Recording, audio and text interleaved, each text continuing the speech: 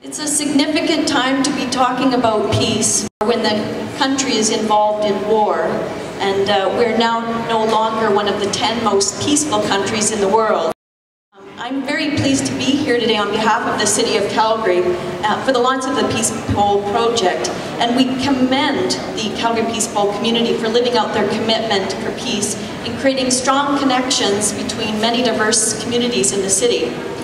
Many city business units have been involved in moving this project forward, and I'd like to mention some of them. Parks in terms of the location, interfacing with committee and business units, meeting with the architects, community neighborhood services, including the East and West area offices that have supported all the work of the committee and have brought many groups to the table. Aboriginal services for their help with the last International Day of Peace celebration at the future site of the Peace Pole, providing help with First Nation languages for the pole itself. Electrical and maintenance departments will be part of the construction of the pole in the plaza. So as you can see, this is well accepted and celebrated by all departments of the City of Calgary. And we have an interesting history with the city celebrating international peace initiatives over the last 20 years.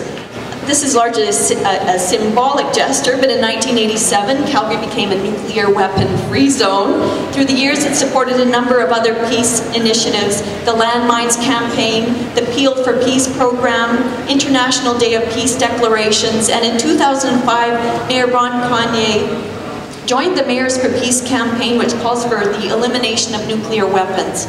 For the last year, the city's been proud to support the development of the Peace Pole. And I talk about a little bit about the location. Eau Claire Promenade is, I think, the most significant and memorable public spaces in the city. It's certainly the busiest public space, and I can't think of a better use for it than to have a place for the Peace Pole. And yes, may peace prevail in our lifetime.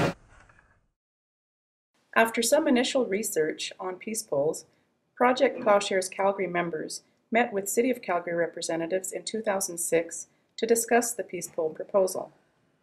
When interest from other individuals and groups in the project became apparent, the Calgary Community Peace Pole Committee was formed to guide the project in 2007. The committee is made up of leaders and volunteers from many different organizations, faith groups, and cultural communities in Calgary.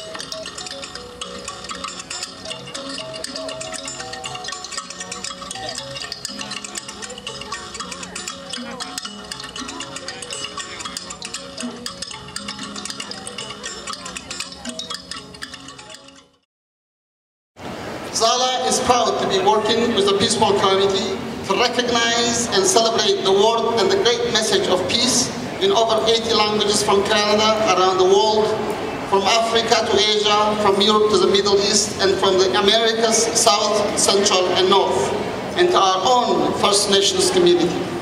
We represent all of Calgary's people of diverse cultures and languages, all shared through the common language of peace. I know that peace, or achieving peace, may mean many things to many people. As someone who was born and grew up in Africa, when I think and visualize peace, what comes to my mind is the end of any kind of wars, conflict, lawlessness, and fear. Peace could also mean the end of economic deprivation and dictatorships. As we speak, there are thousands of people in the developing countries in particular who are losing their livelihood and their lives. Children who are orphaned, women, men, and children who are forced to leave their countries for the mentioned reasons. Peace is very much intertwined with the concept of fairness and justice. As the saying goes, there will be no peace without justice.